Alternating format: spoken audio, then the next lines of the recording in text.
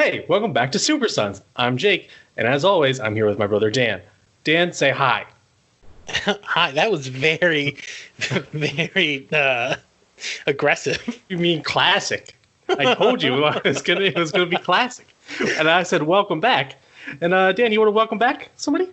Yes, we have our first two-timer, Jordan Clark.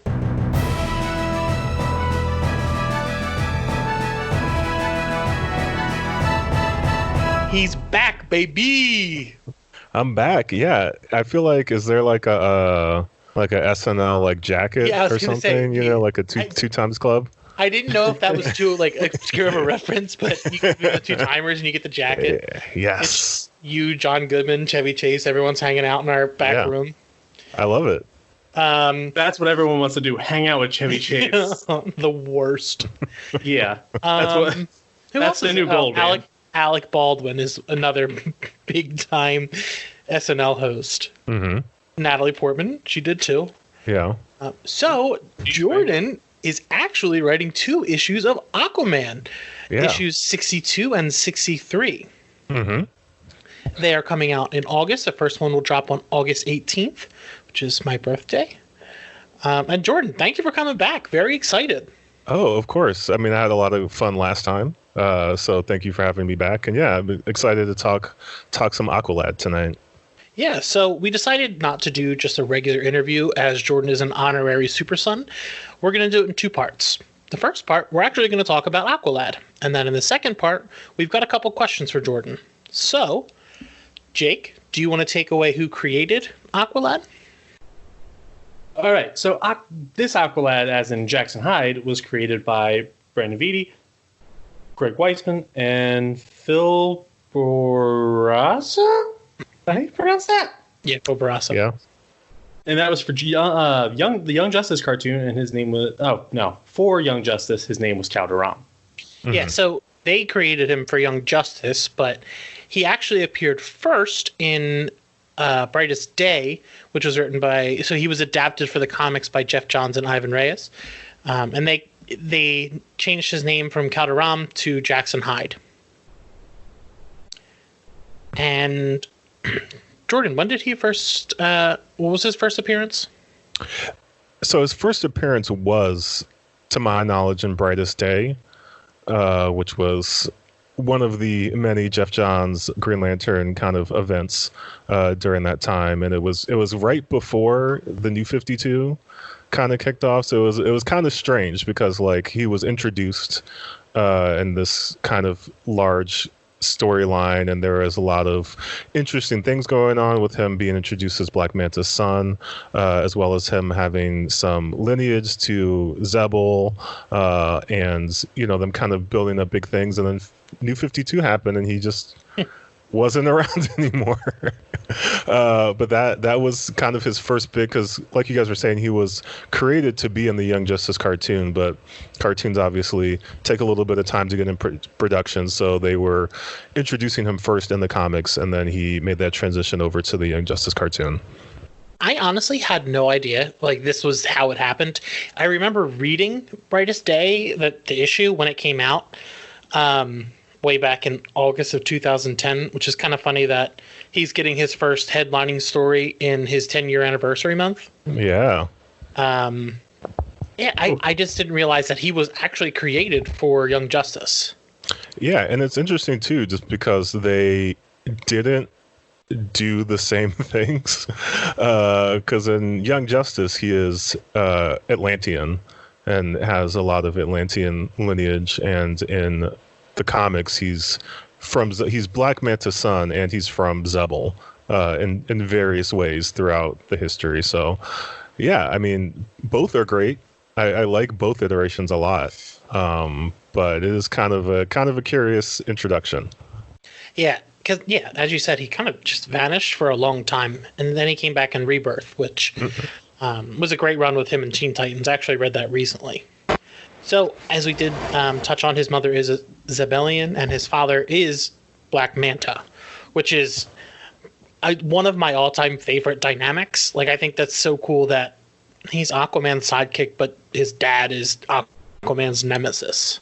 Yeah, and they have There's a few other like Stephanie Brown's father is also a supervillain. Blue Master. Yeah. And then there's Damian Wayne. Yeah. He's not the supervillain?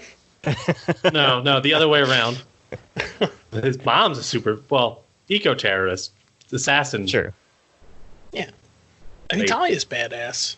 But yeah, it's so cool that, like, I mean, the other people have it, but they don't have it to the point where, like, he's not the Joker's kid or something like that. Right.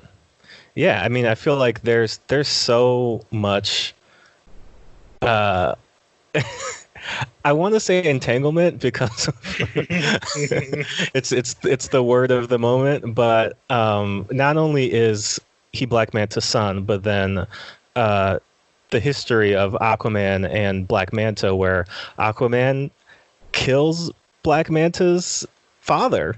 So there's a lot of just weird mingling between those two families, and it's kind of an interesting dynamic of him not only being aligned with Aquaman and against his father, but also just like not really ever having that opportunity to get to know anybody else in his family, because he can't go back to Zebel because his mom is in various iterations in Brightest Day. I mean, like, Zebel kidnapped his parents and were experimenting on them, so like that's not a place you want to go and visit.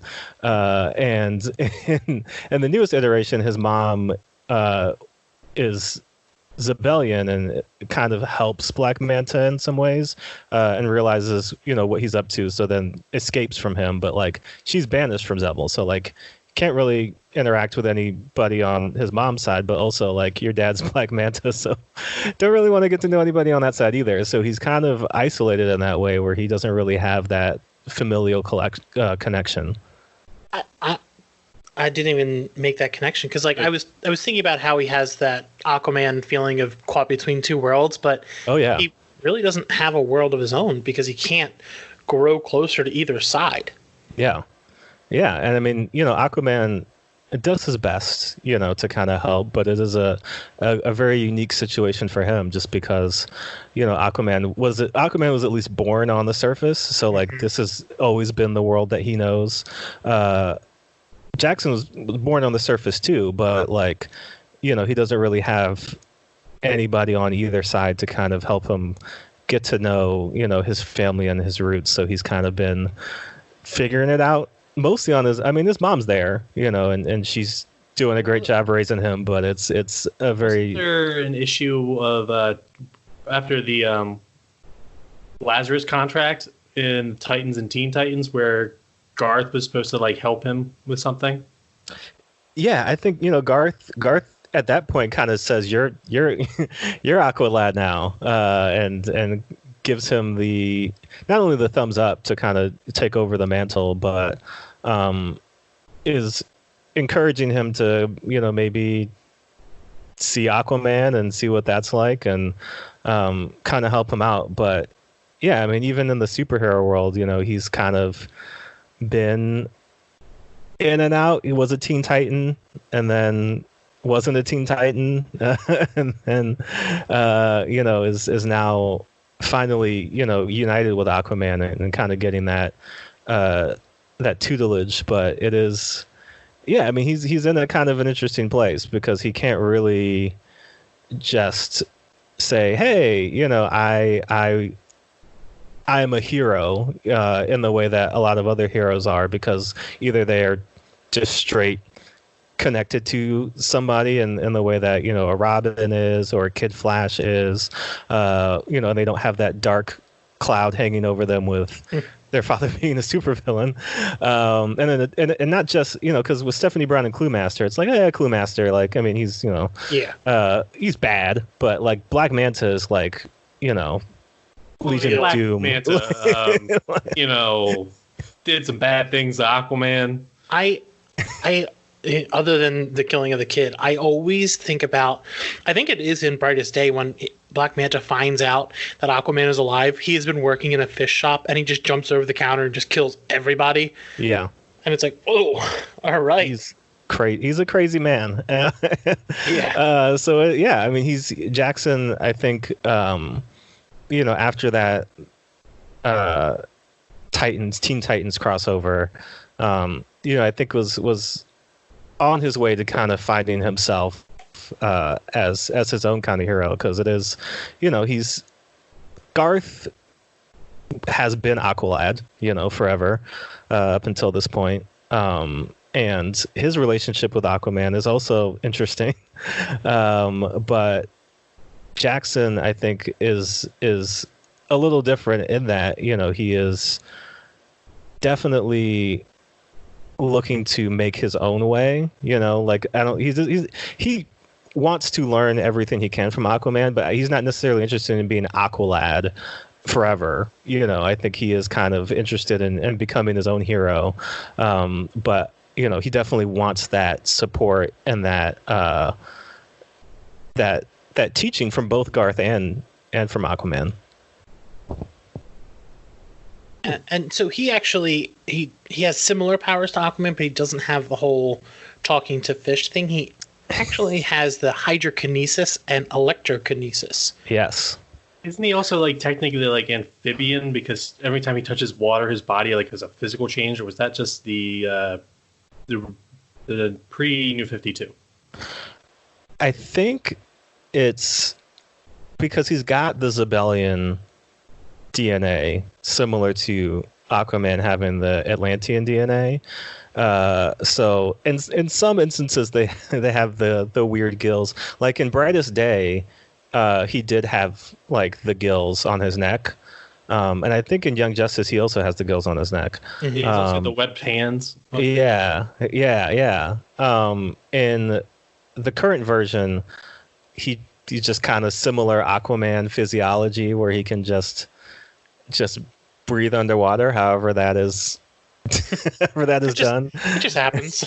Yeah, well, because I mean, Mera also doesn't have gills, and other Zebellians and Atlanteans kind of don't necessarily all have the gills.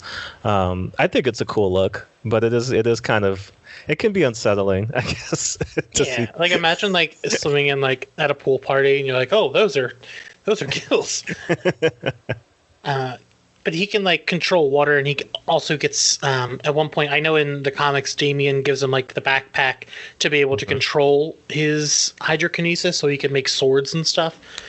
Yeah, he's got the water bearers, and because in Young Justice, it's kind of talked about as Atlantean magic and sorcery, the controlling of water in that way. In the comics, it's more in line with the aquakinesis that Mera has, which is in water. Obviously, she can control the water and all that, but also out of water, she can suck all the water out of your body.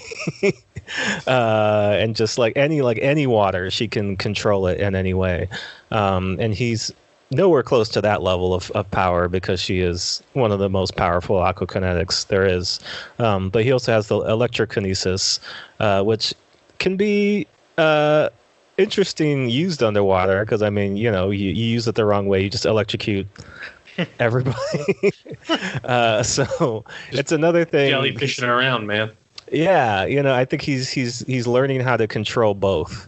Because it is interesting to see, when you see Young Justice, it's kind of like the Green Lantern ring, where he can kind of form all different constructs. Obviously, maybe not as intricate as a Green Lantern ring, but it's got the hard water, the denseness of it, and whatever you want, all kinds of weapons. And I think I've seen him at least in the cartoon, make shields, make swords, make projectiles, all kinds of cool stuff. I know you didn't watch season 3, but do you know his path? Do you know what Aqualad becomes? Oh yeah, he becomes Aquaman. Yeah, I didn't want to spoil it for you. Yeah, I think that was the coolest part of season 3 for me, is seeing him get to step into the shoes of Aquaman, who, didn't really want to be Aquaman in the first place, who eventually became the king. Yeah, Aquaman's got a weird dynamic, only probably similar to Black Panther and Namor in that, and why am I forgetting? Black Bolt. Doctor Doom. Well, Doctor Doom's got his. Doctor Doom never really wants to not be. Yeah, the leader. You know what I mean? Sometimes Doctor Doom wants to wear his mask, and sometimes he doesn't. And sometimes Aquaman wants to have a beard, sometimes he doesn't. Or a hook hand. That's about the only parallels there. Yeah. Well, I think Aquaman definitely is always caught between not only two worlds, but also just that responsibility of am I a superhero, am I a royal, am I here for the interest of Atlantis, or am I trying to build a bridge between the two worlds, or what do I really want to do? And I think it's a lot to be a diplomat and be superhero, because sometimes your actions aren't just your actions, and there's a lot of stuff that you have to kind of take into account. So I had a question off the top of my head. As we're talking about Aquaman, he's caught between those two worlds, and Jackson really doesn't have those two worlds to begin with. He doesn't have somewhere to go. Do you think he defines himself through his hero work? Like, is being a hero who he is? I think it's definitely who he aspires to be, because when you see him in the comics, originally when he comes back, he's on Rebirth, and he kind of has like a 1-page, couple panel introduction, and then when he comes back in Teen Titans, he's definitely, because his mother Lucia, not very forthcoming about a lot of things, and he's got these powers and abilities that he has no idea where they come from and what they mean, but he sees the Teen Titans and he says, oh, like that I can do that. That looks like something that, not even like I can do that, like that's easy, but like I should be doing that because I can help and I have these abilities. And then, learning that his father is Black Manta is definitely something that I think has driven him more and more to try his best to A, not go down that path, but B, try to be the best person that he can be. And so not having some of the things that Aquaman has, in terms of, the royalty, but also like that connection to, either of those worlds. I think, being a hero is something that's important to him. And I think he also recognizes, being a young gay Black man, the power that him, standing out, being a hero, and doing good in the world, that the kind of power that can have as well. So I think he's definitely driven to be the best person that he can be. And obviously he's very young and there will be stumbling blocks along the way. But I would agree that being a hero is something that is kind of at the core of who he is, but also who he wants to eventually become. Wow. I'm always so impressed when people just talk like that, and they just have these beautiful, elegant, kind of speeches they just come out. Yeah, I'm doing my best. So, Aqualad has. So your stories are like kind of the first headlining things that Aqualad's had in the ongoing universe. Yeah. So I just wanted to drop a few other things that people could check out before they got to read your story, just in case they wanted to get to know the character a little bit. For sure. They can read the rest of the Kelly Sue DeConnick run of Aquaman so far. But there's also Young Justice, as we've talked about, which is on DC Universe. There's also a young adult original graphic novel called You Brought Me the Ocean, which deals with Aqualad and him dating and romance and things like that. There's also a really good issue of Aquaman Deep Dives. It's issue number 4, which is one of the digital firsts that DC was doing when Diamond wasn't printing comics. And that's a digital first, and you can get that on Comixology. He actually has a lot of Black Manta stuff in there. And then the Teen Titans Rebirth series is also a good run to check out. Yeah, definitely. So, with that, we will move on to the questions. Normally, the last two episodes we've done like a break between, and I just sing a song, but I don't have a song to sing for you today. I didn't prep one. Last time I sang Full House. Okay. And I forgot the words. So Okay. You should see if you can drop in the Aquaman theme song from the cartoon. Aquaman. You mean Aquaman? Yeah, Aquaman. The Super Friends way he said his name. Aquaman. Aquaman. But the whoop, whoop, whoop, whoop, I love that is stuck and I used it in the movie. Like it's such an odd sound. It's like imagine being underwater, like just having a day at the beach and all you hear is woo, woo, woo, woo. I imagine it's kind of like a dog whistle, right? Where only fish can hear. Oh, and, probably. Well, it's everybody else. He's just holding his hand to his forehead. Sonar noise, Dan? You're telling me you can't hear sonar? No, you just so I can hear sonar. I'm a bat. Jordan, I'm a bat man. You have you're a man bat. You have been on the show before, and you know we had the hard-hitting question about the sandwiches. And today I had to dig deep inside myself because you took the question, you took the opener. But I got one for you. Okay. What's been your go-to quarantine snack? So this is tricky because when everything first started, I had kind of been like grocery shopping on a need basis, just because the hours that I was working for my day job were pretty long. So I would try not to get like a lot of food for home because I was like, I don't want to get a bunch of stuff and then not eat it. So kind of just getting, this is what I need for breakfast, for lunch, for dinner, etc. But now that I've been at home, it's kind of like, oh, like I can get whatever, but also like I should get X amount of food to kind of sustain me through the day.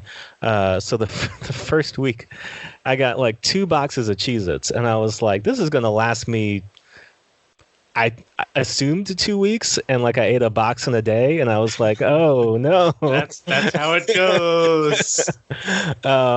So I've been three things I've kind of been going to pretty often. Cheez-Its, obviously. Regular? Kind of. They have more than I remember. Because they have like the extra toasty ones, which is kind of I don't know how I feel about it, because the joy of getting like the rare toasty one and the regular box of Cheez-Its is kind of like, oh, delicious. But then when the whole box is that, it's kind of like, it's not bad, but it kind of loses the specialness of it. Some of the other ones I've seen, but have not been bold enough to try. So typically just the regular one. My friend sent me some special Pringles over the weekend. One of them is sweet corn, which is it is sweet corn. It's weird because any chip that tastes like another food always throws me off, because obviously you're going expecting one thing, but you get another. But they're getting more accurate, which is terrifying, because that is terrifying. Yeah, it's not like now you're making me think of that. Yeah, it's not just like, oh, this reminds me of a hamburger or a pizza. It's like, this tastes almost like pizza, but like it's a chip. And so I'm not quite sure what's going on at the Utz factory or wherever else they're making these chips. Mr. Pringle is doing genetic modifications. But there's the sweet corn one, and then there was the Wendy's Baconator one. How is that? So I think what disturbs me the most about these Pringles is that they taste like 2 meats, which is like, usually there's one meat associated with meat flavored chips. Okay. But this tastes like bacon and a burger and whatever. I mean, I'm trying to look. I never had a Baconator before, so I'm just trying to look at the picture and Imagine figure what out it would taste what's in like. it. Yeah, I think the thing about it, now that I'm remembering the taste of the chip, is that it has a strong bacon taste. It has a strong patty taste. There's a hint of cheese, but there's no bun, and so it's like eating a hamburger without the bun.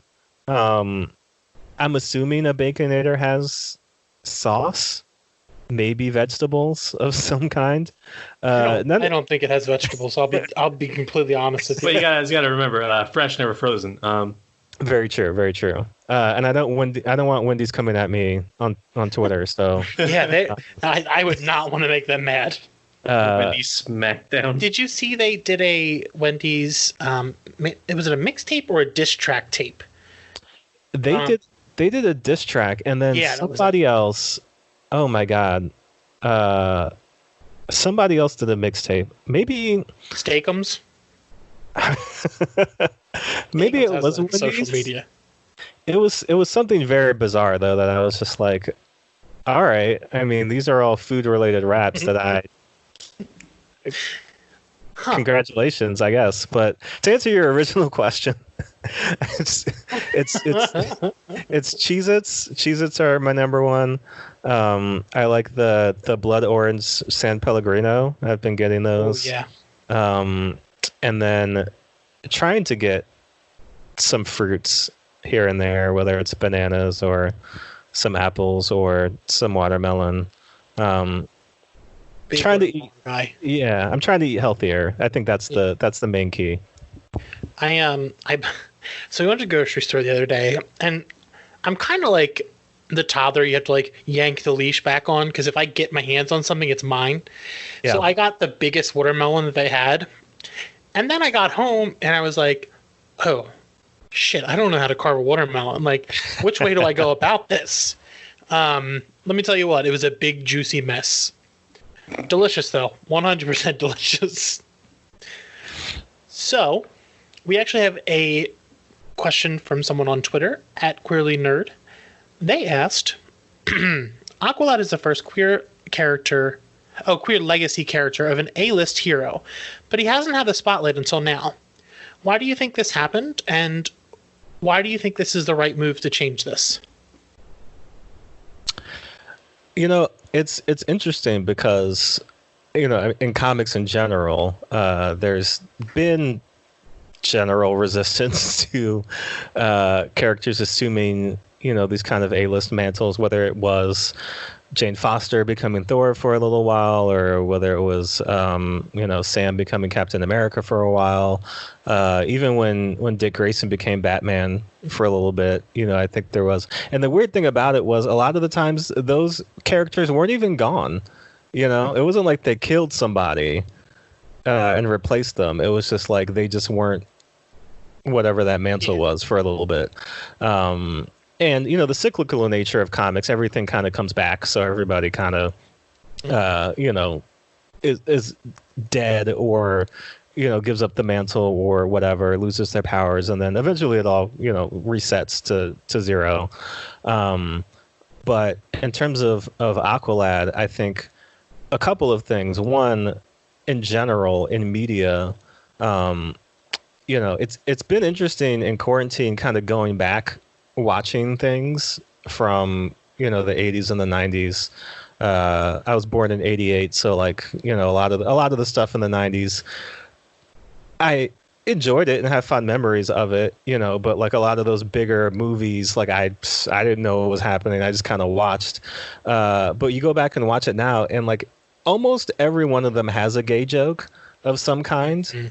And it is jarring to see not only just how casual it was, but also like it was in it was in like kids movies and like action movies and comedy. Like it was just pervasive throughout everything.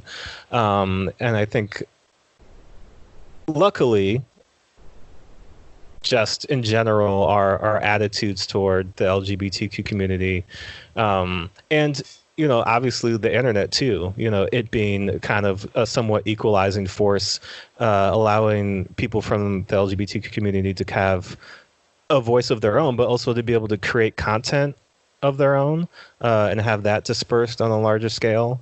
I think definitely has helped. But there's generally a push in terms of all kinds of minorities, whether it's queer characters, whether it's Black, Latinx, Asian, Indigenous, all kinds of not only having those stories be pushed more, but having them be pushed on a bigger scale and a bigger level. So as far as Jackson and Aqualad goes, I think Kelly Sue made the call to bring him into the world again, and kind of give him a bigger platform here. And I feel very fortunate to be able to tell this story, because I think Jackson is really an amazing character, and the kind of character that I think can continue to grow, the comics audience in a bigger and better way, because it allows people who maybe haven't felt very welcome in the world of comics to not only have somebody who looks like them and comes from a similar community, but also tell stories that matter to them, and can kind of reflect the world that they know and live in. So I feel with anything you can say, man, it's crazy that this hasn't already happened. That this hasn't already been a thing, and there haven't already been not just Jackson in particular, but all kinds of characters from all kinds of backgrounds. But I feel like what a year 2020 is. Like there's a lot of things going on. 2020. Yeah, and I have tried to remain as positive as possible and kind of latch on to, some of the positive things. And one of those things has been just more representation, whether it is for the LGBTQ community and the Black community, Latinx, Indigenous, all the way down the line. So, I think hopefully this is just one in a long line of more diverse characters, being able to tell more diverse stories, at a superhero level, but also just in media in general. Yeah, during all this, you see all these videos, like people seeing heroes that look like them and like getting just very excited about it. So yeah, this kind of stuff is very important. It's extremely important. For sure. And I feel like when you think about just like how many like out gay characters there are, specifically in superhero comics, but then you whittle that down to out characters of color, like that number shrinks significantly. And one of the things I've been very tried to really keep in mind, writing the story, is listening to a lot of people who grew up reading comics and really had to look hard to find people that they related to and could identify with, and really just kind of had to like read deep between the lines to see, like, I think they're trying to say maybe possibly that this person could maybe be gay. So I'm just going to take that, I'm going to latch on to that, because that's as close as I've been able to get.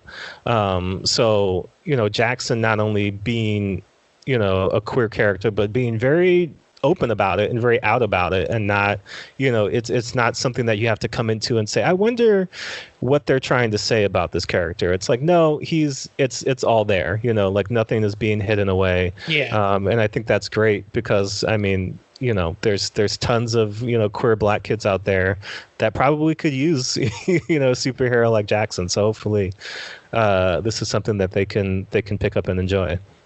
I do love that DC has also kept that across the lines. Like in Young Justice, they did that original graphic novel that was about him having a romance with I can't remember the character's name, but it's just who this character is, and I'm so glad that they just leave it at that.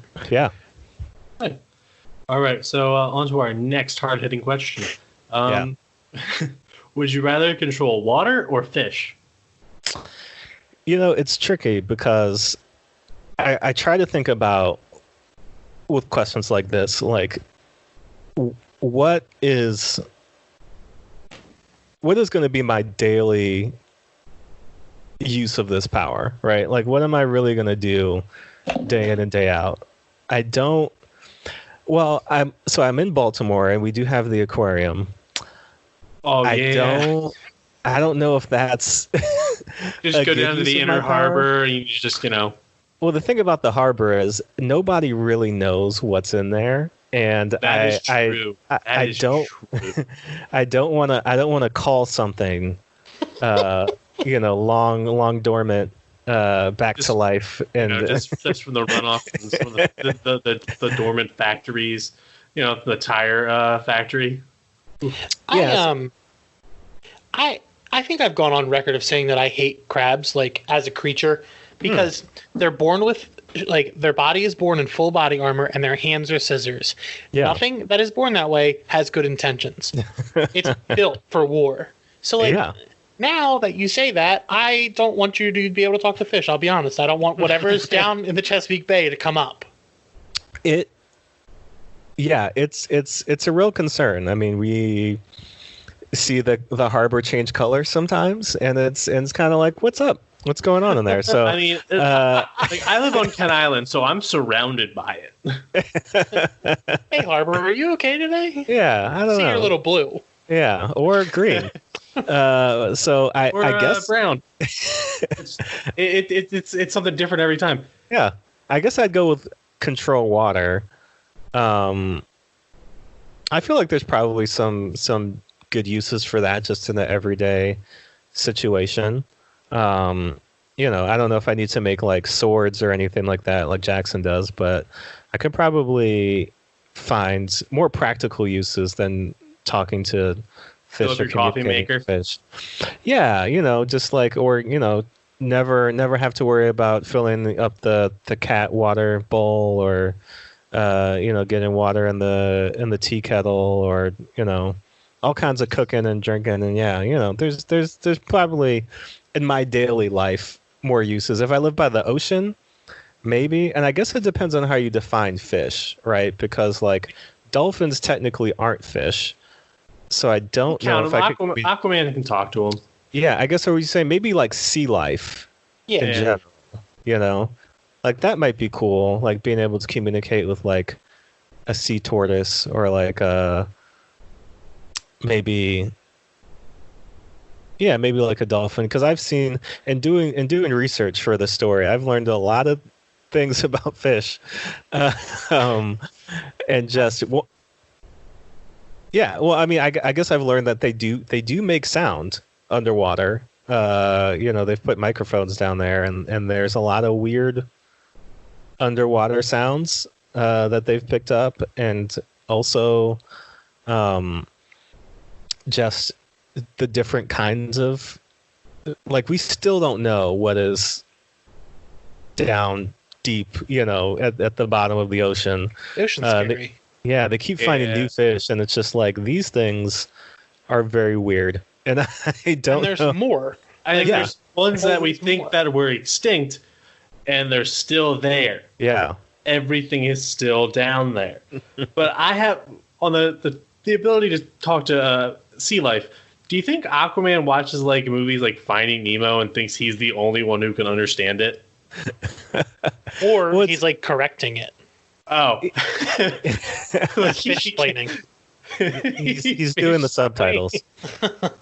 Yeah, it's very interesting because like they've done a lot of different iterations of Aquaman's power, ranging from full on I can have a conversation with a seahorse to what is the current iteration under Kelly Sue, which is called The Call, where it's less of a I'm having a conversation with a fish and more of a I'm sending out like a telepathic signal and message, either asking for help or, asking for them to either assist me in battle or like help me find somebody or something, to what I I didn't really understand what it was in the Aquaman movie or with him in Justice League because, you know, he has that line where it's like, I don't talk to fish. But then he doesn't really, in Justice League, he doesn't really do it because they're never around any water. In Aquaman, like there's the big battle at the end where he gets all the fish to come and they fight Orm, but like, yeah, it's kind of because even in the Aquaman movie, there's the part where he's fighting Orm in Atlantis, and like a octopus is playing drums. Topo. And yeah, I really have questions about like, is Atlantis like the Flintstones, where like fish just do mundane like, tasks. yeah. So wait, are you telling me that like those underwater like cars, they're actually just paddling their feet? Maybe. Well, did you see they have like a one ship that was like just a turtle? Like, Yeah. It just looks like a turtle. Which is awesome. I mean, those exist in real life. Korean turtle ships are awesome. Really? Sorry. Yeah, I've talked to you about this. Cool. They're like shells. I believe it. Yeah. All right. So this next question comes from Chris from Play Comics Podcast. If there was an Aquaman video game, because there's certainly not one that does not exist, but would you want to work on it? And what era of Aquaman or any of the squad would you want to be in to have a starring role in it? Ooh, I mean, I'd love to work on any video game. So this sounds great. My memories of Aquaman in video games are there was a DC fighting game in the 90s that was kind of like a Marvel versus Capcom ripoff that had Aquaman with the hook hand. For Sega Genesis? I think so. Task Force. Yes. So it's not great. It wasn't great. I mean, it was one like there's a lot of games I remember playing in the 90s that seemed fun because I was like 8. Mm-hmm. And then I played later and I was like, oh no, this isn't good. I remember there was a DC game similar to Marvel Ultimate Alliance in the like mid 2000s. Yeah, it was like for PSP, right? It was on console too. I think it was. Yeah. Did I play it on either? I had it for PSP. Yeah, and had it for PSP. Yeah. There was there was also one of it for Game Boy, but it was just the Flash. I had that. Oh, okay. Now I need to find it. Justice League Heroes. Yeah. So Aquaman was in that. He was pretty cool in that. Obviously, like the DC Universe game, and then he's been in Injustice. I'm trying to think because I mean it could be cool, right, to have an underwater game. Probably the only underwater games I can really think of is Echo the Dolphin, which probably isn't what you want this game to be like.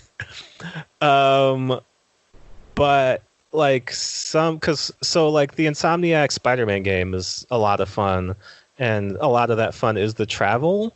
Mm-hmm. And I don't know how you make the swimming fun. Yeah. You know what I mean? Like seahorses, turtles. You know, like I could see like a race element. You know, like a lot of those games have like a timed element where you have to do something or like chase something. So I could see that happening. I don't know. The combat is also something because it's underwater. I mean, I guess when you get into like Atlantis or other places where you can just walk around, like, you know, you could just do typical combat. Aquaman has cool powers though. I mean, besides just the ability to communicate with fish. I mean, he's got the trident, which is a cool weapon. He's got if you're talking about different eras, right? Because you've got Peter David Aquaman that's got the hook for a hand. Jeff Johns Aquaman was very cool.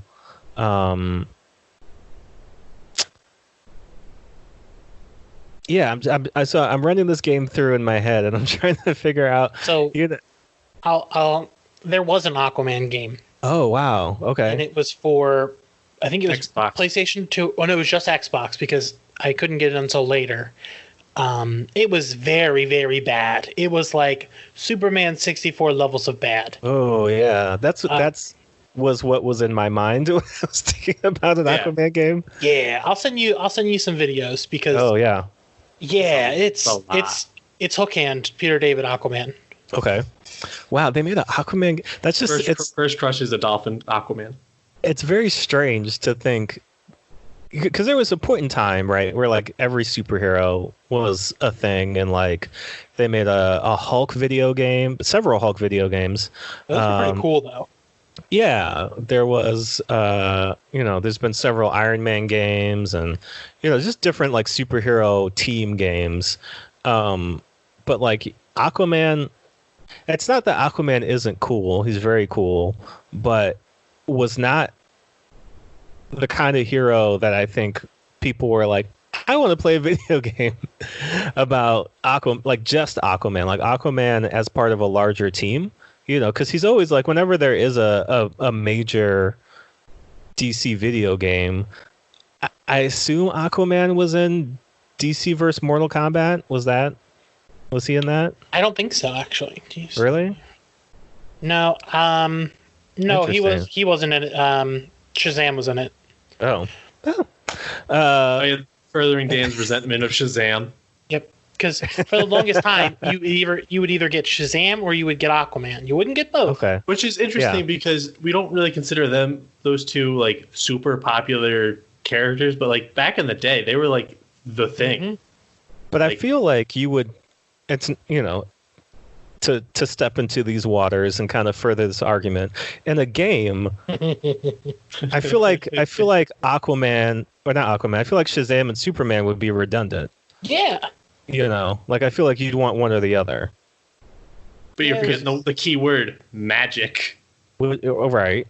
But that's it. That's the only difference. And thunder.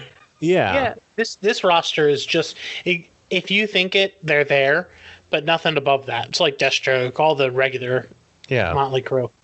All right. But yeah, he got in Injustice 2, you got to play as Black Manta, which was and the Ninja Turtles, because you ever wanted to fight the Ninja Turtles against Black Manta, you can do that now. Of course. In the sewer level. So, the relationship between Jackson and Black Manta has been kind of stressed at best. Do you think having the knowledge that his father is a supervillain has played any factor in him wanting to be a hero?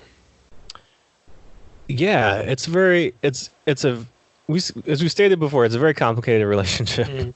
And this issue and the next issue dig into that a little bit more, because it's one, Black Manta's tried to kill him several times at this point, right? And that's not a typical father-son relationship. So I mean, it's not even like a thing where it's like, oh, my dad's kind of a jerk and like, I don't have a great time around him. It's like, this is a person that's actively tried to kill me and my mom and multiple people that I know. So it's not even like there's the thought that there could be reconciliation, but also just like tepid agreement between them is kind of out the window. But there's also this thing of anybody would love to have a great relationship with their parents, a great relationship with their family. And because he's kind of been denied that by his father, for a time was denied that from his mother, because she was, just trying to keep him safe and away from Black Manta. So, she wasn't answering any questions, and she wasn't really, letting him, go out into the world and do stuff. She was just doing her best to try to keep him out the way. He's kind of had no family really in that way, like, had ideas of where he came from and ideas of where he belonged and ideas of, just kind of what was possible for him. So, looking at Black Manta as this horrible human being supervillain, I think that there's definitely a urge and a desire for him to not end up that way. And it's interesting, just, real world extrapolations into it, when you look at you know, in the African American community, but just typically in general, when you have family members, parents, cousins, uncles, etc., who have been to jail and who have been incarcerated, you know, the rates for the, you know, upcoming generation increase, right? Like they've been exposed to that.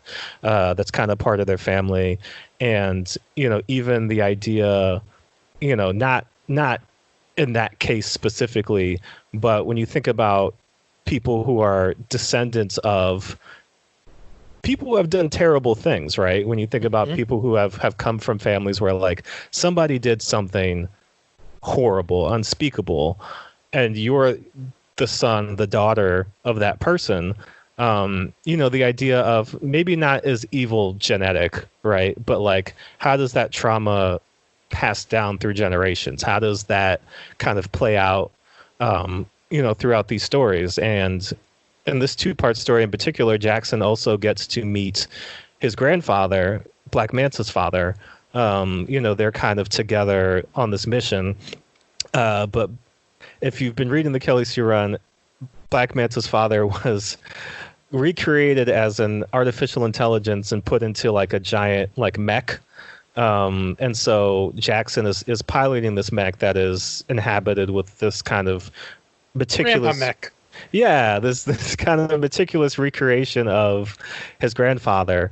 And you know, you get a little bit more insight into that relationship too, where it's just kind of like, if you're thinking about, well, where did Black Manta come from? And like, why is he the way that he is? You know, Jackson kind of gets a little bit of insight into that with his grandfather, who, you know, is coming from a generation of like, you know, to be a man, to be tough, you know, to be strong, you know, you have to present a certain way, you have to be a certain way, and was trying to imprint these lessons onto Black Manta, and it went horribly wrong, you know, because Black Manta took all the wrong elements of the lessons that his grandfather was trying to teach, and now Jackson is kind of dealing with two generations of kind of toxic masculinity and having to process that. And I think there is this idea of, you know, his family name, because it's interesting that his mother took Black Manta's last name, right? So Jackson is Jackson Hyde, you know, and Black Manta is David Hyde. So like he still has that part of his father with him,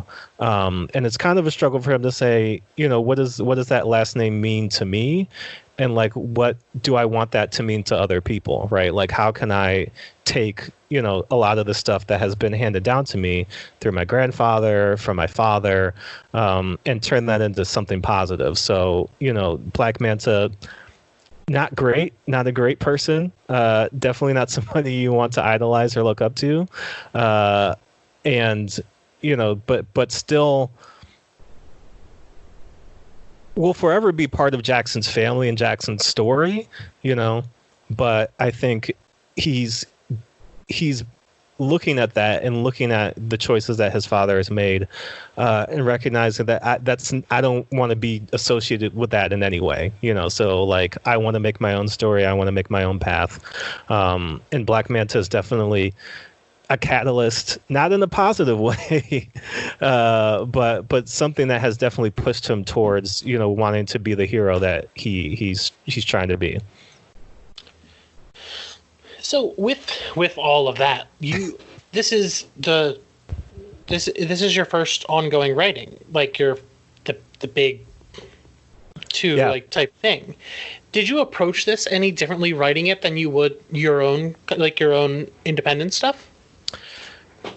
Yes, it's kind of it's interesting because I do have experience following Kelly Sue's footsteps, because I did a story in the Bitch Planet triple feature, and so, you know, that was an experience of, here's this world that's already been created, and a world that people really, really, really, really love, and so coming into that as somebody who's, you know, definitely a huge fan of Bitch Planet, but you know, in my mind trying to say like, I don't want to mess this up, right? Like I want to do this right, and I want to, you know, honor and keep all the things that people love about this book, but also be able to tell my own story. And I think that experience has helped me here, where Kelly Sue has set up, this wonderful story of Aquaman and Mera and, now their child, but also Jackson, being a part of that larger and growing family, and, trying to find his own family and make his own way. And, in a similar way, me looking at all of the things that she set up so beautifully and figuring out, okay, how can I tell the story in a way that is existing within, the structure that she set up, is existing within, some of the threads and things that she's already, set up here, and kind of carry the things that people like about this book. Like it, you don't want to come in and just be like, well, this is how I would do Aquaman, and just like, it's a weird, 2-part interruption where people are like, what's going on? Like, this is nothing like the book I've been reading, these last couple of months. And, it is a departure in the sense that, there's a whole big storyline going on about a wedding right now. And, this has ties to that, but also is kind of a little detour before coming back to that. So I looked at it as almost like, Kelly Sue is passing me the baton, right? So I need to run this leg of the race. But, when I pass her the baton back, there's all this other stuff now that she has to work with. So, it's a little different in that you can't do whatever you want, right? There are things that are already in place. There's a whole DC universe that's already set up. And so there's a lot of toys to play with, and like a lot of cool things to get into. Like there's some surprises, I will say, in these 2 parts that I hope a lot of people will be, interested in and want to see those threads carried out later. But I, really tried to match a lot of the energy and the voice and stuff that Kelly Sue had set up, while at the same time trying to do what I do, and bring my own voice and experience to the story. So I think there's generally a lot of that in the superhero world, where whether you're coming onto a book, for a short stint like I am, or, you're kind of being handed the baton from, somebody who just wrapped up a run and now, it's your turn to do it. And figuring out, okay, what is it that people like about these characters? What is it that people were into about the story? How can I continue that? While not just doing like a cheap imitation of, what came before, but still, bringing that energy, bringing that excitement, bringing that pathos to everything. So it's been a lot of fun, and like working with the whole team, like Marco Santucci's doing the art for this, and it looks amazing. And I really can't wait for people to see it, because Marco has done a lot of cool stuff. Like I think you're going to see, just not only in his design for some of the characters, but also his design of Zebel is really cool, and I hope is something that kind of sticks in the DC universe moving forward. So it's definitely different than just coming in and saying, okay, here's all my ideas and here's all my things, because also, getting to work with the great editors on the story, like, they know not only more about, Aquaman in specific than I do, but they're also knowledgeable about some of the other things, like just some of the minutia that you get into, talking with editors and people who are kind of, steeply immersed in this world. Like we kind of pitched around coming up with different social media stuff. Because there's a line about Instagram, which we were able to kind of get through. But DC has its own in-world social media stuff, you know what I mean? So even if you're just like, oh, I want to name drop like, Twitter, well, it's called Chirper in the DC universe. So, there's certain things that you have to kind of keep in mind. And so that's been really cool too, just kind of getting a peek at, not only how everything works, but just inside baseball. Yeah, seeing how all of this stuff connects, right? Like as a bigger universe, the DC universe, and not only where the story is taking place within like the Aquaman world, but also like the larger DC world and all of that other stuff. So yeah, it's been amazing. I've had a lot of fun. Well, that was a great answer. So, I mean, it's been great to have you back, Jordan. Oh, of course. Yeah. Where can people find you? You can find me on the internet, as it seems like this is where we all are now, as of late. So I'm on Twitter at JRSosa18, JRSOSA18. Same on Instagram. I have a website. I need to update it. jclarkcomics.squarespace.com. But those are the main places if you're looking to just say hi or see what I'm working on. Do you have any other projects coming up other than Aquaman that you wanted to talk about? I've got some stuff that I can't talk Secrets. about that are projects in the works. But I'm definitely trying to get more projects out into the world. Hopefully, those will be things that solidify soon in the future, and then I would love to come back on Super Sons, get that there. I'm trying to run up my appearances. So I'd like We're gonna have to get you a coat. Yeah, I want a patch, I want a pin, all that stuff. So Aquaman will be out on August 18th. It's issue 62. You can get that on Comixology, your local comic book shop. If you don't have a local comic book shop, thirdeyecomics.com. You can find them on any social media, and they will hook you up. That's also where I actually met Jordan. Yeah, it was great. Yeah. So, for my bright pink TKO hoodie. Jake's the only one that's met Jordan. It's fine. One day we're best friends now. Yeah. One day. Yeah, I'm out in the cold watching from the rain. So you can find us on Twitter at DC Super Sons, on the Instagram at Super Sons Pod. You can find me at Dan the McMahon. I literally forgot my own name. And Jake, where can they find you? You can find me on Twitter at Jake Likes Otters.